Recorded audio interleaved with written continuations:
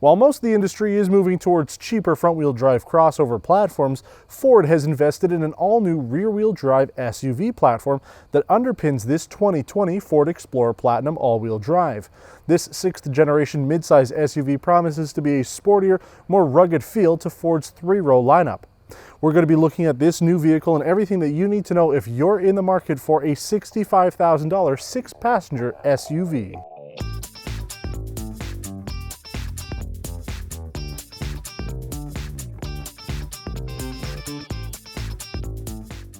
While a lot of my colleagues are in Quebec City this week looking at the sister vehicle of this, the new Lincoln Aviator, we felt it was important to take a look at the one that's actually going to sell in more volume. Now I want to give a special thanks to Urjo Ford here in Actonville. They've let us take a look at their 2020 Ford Explorer Platinum, giving us the opportunity actually to bring it back here to our place to film it like we would a normal episode of Test Drive Spotlight. So big thanks for them for making this possible. The Platinum comes fully loaded when it comes to the Explorer lineup. There are a few options on this: $1,550, $1,000 for the 21-inch aluminium rims, and then $550 for this star white paint. Aside from that though, you've got all the features you would expect to get from a top-level mid-size SUV. Now let's talk about some of the features on this vehicle and how it compares to the 2018 Ford Explorer we featured just over a year and a half ago. It has a 3-liter EcoBoost V6 engine, produces 365 horsepower, 380 pound-feet of torque. A little bit more torque than the previous generation, so you do have some extra power on this. It comes with a 10-speed automatic transmission, and again, this is a rear-wheel drive chassis. This one comes with all-wheel drive. It is 174 pounds lighter than the previous fully loaded version of the Explorer, and it is also 2 millimeters longer, 160 millimeters more wheelbase, which is really important if you're looking for interior space. It is the same width as the previous generation and sits 5 millimeters taller while getting 10 millimeters more of ground clearance. So those are all very important numbers to have, especially if you're looking for maximum space. On the inside, the first row gets more leg, hip, and shoulder room. The second row gets more hip and shoulder room, and the third row gets more leg, hip, and shoulder room. We're not going to go through all of the specifications, but you can take a look online to see how they compare. Now the cargo capacity behind the second row has also improved. However, it is smaller for behind the first and third rows. So it means the trunk space is actually a little bit smaller than it was on the previous generation. But if you were to put the seats flat in the third row, you'd have a little bit more space than you did on the previous generation.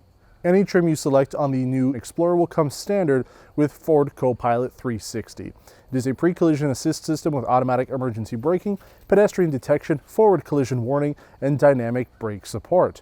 You also get blind spot information with cross-traffic alert, lane keep assist, rear view camera with lens cleaning, and an automatic headlight and automatic high beam system.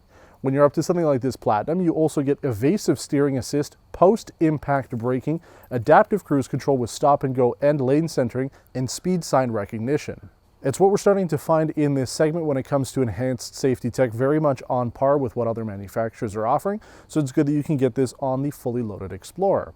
Now this uses an intelligent 4-wheel drive system, including a terrain management system with selectable drive modes including normal, trail, deep snow or sand, slippery, sport, tow haul, and a new eco mode. In fact, it's very much in line with what we saw last year with the Lincoln Navigator. So you have a ton of selection if you actually are taking this off-road, or if you're like us, you live in Quebec and you need an extra support level when it comes to the amount of snow that we have, you've got more options than most of the other vehicles in this segment. Something that we featured recently, like the Kia Telluride, which would compete directly with this, does have selectable drive modes. So it'll be important to see maybe down the road if we're able to get this in the winter, how they work, but today it's pretty bright and sunny.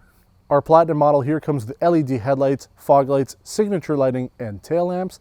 You have a hands-free foot-activated liftgate, heated auto power folding mirrors, rain-sensing wipers, an acoustic laminated set of front windows, panoramic sunroof, a Class 3 tow package with up to 5,600 pounds of towing capacity, a remote engine starter, and a windshield wiper de-icer.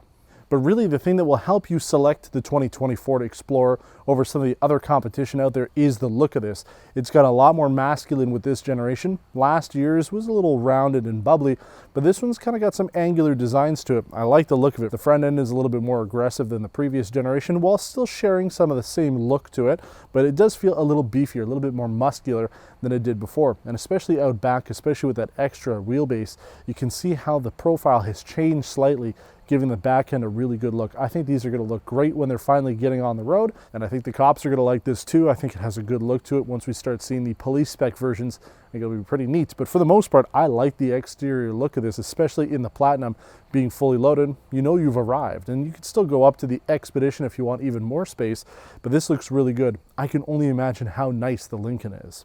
Let's talk about the interior though. This has the light sandstone leather seating, has platinum embossed on the backs of the front seats. You also have a leather wrapped steering wheel, dashboard, door rollovers, and door and front console armrests. You also have a heated steering wheel, heated and ventilated front seats with massage, second row heated captain's chair with power assist fold and easy entry, power fold rear third row, tri-zone automatic climate control with filtration, second row sunshades, a 360-degree camera. The new 12.3-inch screen for the driver's computer cluster is a nice update, even nicer than what we've seen with some of the Lincoln products. But you also have a new 10.1-inch portrait touch display in the center that has navigation, SiriusXM, Apple CarPlay, and Android Auto. The audio system is a 14-speaker Bang & Olufsen setup. You also have ambient lighting, home link, wireless phone charging, and second row smart charging for devices. The last feature you get is Fordpass Connect with 4G LTE, and up to 10 devices can be connected simultaneously. The only feature that probably most people won't option on this but could be added would be $2,100 for the dual headrest entertainment system. We don't often find that with the press cars. Sometimes if it comes with the trim, we'll have it on there, but that could be added to this if you're going on long trips and you want your kids in the back to be entertained. The only other option you could add to this specific trim would be the third seat in the second row, giving you a total of 7 passengers. But I think most people are going to like the fact that this is a 6-passenger configuration with 2 captain's chairs in the second row. But that's about it for the exterior and interior of this vehicle. Let's take it on the road now, talk about how it performs, handles, and feels, and how it compares to last year's to see if we like this a whole lot more, and everything else you need to know if you're in the market for the new Ford Explorer.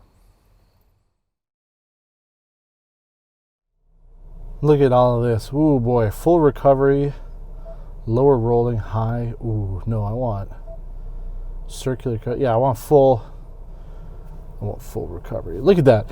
You often don't find that on these cars. You definitely don't find more than one massage option.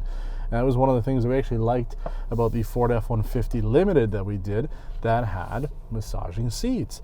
But yeah, they were just kind of on or off. This, you have a ton of options for it. It's pretty nice. And we don't normally start in the driveway. Only a couple times we'll actually start in the test drive garage as we go out and go through our driving segment. But that was a nice little feature. I wanted to talk about it.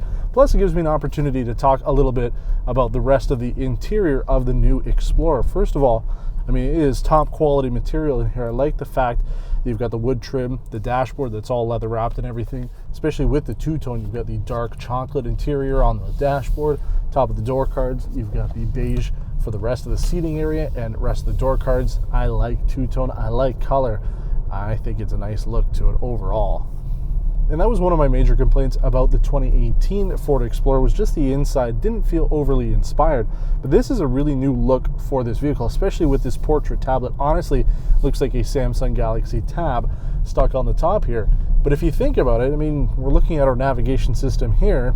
You're looking at it in this way. You want the map to be sort of the direction you're going. If you use it in a 3D view like I do, it makes more sense to have more of a portrait design to it than a landscape design. And with a lot of the new cars today where the landscape is so thin because they're trying to fit everything into the dashboard, it might just look a little funky. So you might like it, you might not. I think it's an interesting look. At least Ford is doing something different in this segment. Only a few manufacturers have a portrait style design for their center infotainment system. They're one of them there. Plus that 12-inch screen in the center for the driver is nice as well. Very similar to what we've seen on Lincoln's products. So you now are starting to see some of those Lincoln features being trickled down into the regular consumer brand. Nice things to have if you're looking at this kind of vehicle. It's a big display, excellent color resolution. Plus when you put the drive modes in, it gives you a nice little graphic to show you. So for example, we're in eco mode. Can move it over and you can see everything there. Excellent display there. Slippery roads, we don't need that. Trail, we don't need. Deep snow and sand, oh, we're gonna need that probably in a couple weeks. But you've got a ton of options there. Sport mode, tow haul, We're just going to keep it in normal mode to give you a pretty good idea of what the average driving experience will be like. The auto stop start system's override is there as well, along with the park assist and some of the other features there. You also have your automatic brake hold and electronic parking brake, and everything makes sense. Rotary dial for the shifter makes sense. You've got park, drive, manual mode as well. You do have flappy paddles if you want to be able to shift it. Probably going to be mostly used if you're towing something rather than keeping it in sport mode and ripping it around, but yeah, the ST version is going to be coming out, and I imagine that people might want to do that. But I have to say that one of the things that I noticed when I was driving to our studio with this, and now as we're driving around, very quiet in here. If it wasn't for me talking and having the ventilated seats on, it would almost be pretty much quiet as you would expect a larger luxury class vehicle to be. You don't normally expect this in the consumer segment, but I mean, it's really quiet up here. Listen. Next to no noise. I like it. Now, since this is just a snapshot, we're not able to go over fuel economy numbers as much as I'd like to. Also, we're not really going to talk about our likes and dislikes. I'm sure we will have another version of the Explorer down the road, but for now, this is really just to go over some of the things that we're experiencing with it, what you need to know if you're in the market for it. And honestly, I mean, if you liked the outgoing Explorer, you like these bigger SUVs, and you're a Ford person, you like the reliability and what Ford has to offer, you're definitely going to like this. I mean, the interior here is a much more premium feel. Space is good. I mean, I'm super comfortable up here. Good upright position. Visibility is great as well. And the power as well. I mean, if we weren't stuck here in traffic behind some trucks, I'd be able to tell you a little bit more about it, but 365 horsepower is really good for a vehicle like this. That's been one of our complaints about some of the newer vehicles in the mid-size crossover SUV segment, is they don't offer a ton of power. This is a good amount. And you also have the Dodge Durango too, if you want to go for, like, you know, the SRT. One of the small features I really like, I noticed this when I got into the car right away, the Ford emblem isn't blue on the steering wheel. It's actually like a brushed aluminium design. I think it looks really nice. I mean, when it comes to a vehicle of this size, you really do have all the features you'd want and even need. Things like HomeLink, the ambient lighting, we'd play around with it if we had more time with it. Even the backup camera with that spray, that's going to come in handy in the winter, and something that we talked about with Cadillac's products, and then now with the newer Lincolns that we've been driving, they have that spray there. When you put the car in reverse and then spray the rear windshield, it'll also clean off that camera as well, because they get really disgusting during the winter, especially if you live here in Quebec. You'll almost never be able to use it if it's actively snowing or if the roads are dirty. Having that spray is going to come in handy. Well, I've got a complaint. It's a big one, so brace yourselves. There's one thing about this. It's just too good. I mean, look at it. Look at the leather dashboard, the rest of the leather interior here, the wood trim, everything. It stands out. Why would you buy this over the Lincoln? I mean, I'm imagining that the Lincoln is going to be really good, but I mean, this is already really nice on the inside here. So why would you go for the Aviator?